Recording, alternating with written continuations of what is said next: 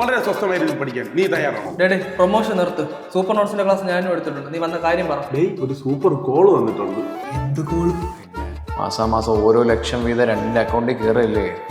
വേറെ എന്തെങ്കിലും വേണോ?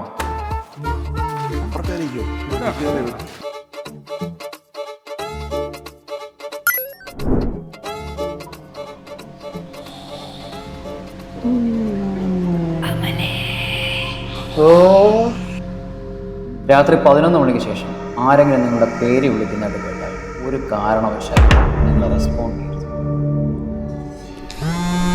നിങ്ങൾ പോലും സേവ് ചെയ്യാത്ത ക്രീപ്പി എന്നുള്ള പേര്, ആ കോള് ഒരു കാരണവശാലും